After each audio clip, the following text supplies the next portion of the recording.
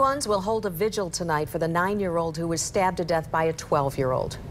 Connor Verkirky was stabbed multiple times in the back Monday as he played on the playground just yards away from his home in Kentwood. The suspect in this case, Jamarion Lawhorn, is being charged as an adult. The vigil will happen at 7 o'clock at Pinebrook Village Mobile Home Park. We'll be there. We'll have the latest on this case tonight at 10 and 11. How does the criminal justice system handle a child accused of murder? For some answers, we went back to 2010, a case there in which a 13-year-old was accused in a shooting death. 24 Hour News 8's Joe Lafergie is here with that story. Brian, Keishawn Mann was just 13 when he shot his mother's boyfriend in the back of the head. Now, today we sat down with the attorney who defended the teen to give you some perspective on this latest case. It's a case where there can be no happy endings, no silver lining, no lessons learned. You're just appalled. You just can't believe this. What could have gone through the process to make anyone decide this is an appropriate conduct?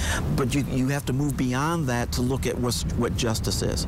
The circumstances were different, the outcome the same. An innocent life was taken. A kid who should have been playing catch or on his Xbox is accused of murder. Fred Johnson, now head of Muskegon County's Office of Public Defender, was in private practice in Grand Rapids in 2010 when 13-year-old Keishawn Mann was charged with shooting his mother's boyfriend, Jamel Stokes, in the back of the head.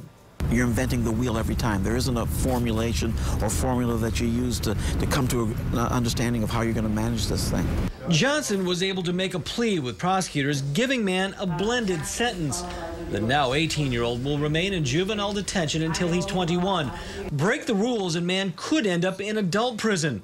Follow the rules, which Johnson says his former client has done so far, and Mann could be released when he turns 21. He's going to go about his business, try to go to school, try to get work, try to have a life for himself. Which raises the question, should he be afforded those opportunities?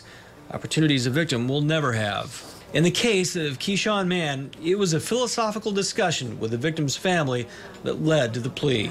You understand, and they do, that this was a 13-year-old, and they understand what that means, and they understand that we're a society that believes in second chances. And I think even the most hardest of hearts, there's a part of you that gets that and can understand that even if you don't agree with it.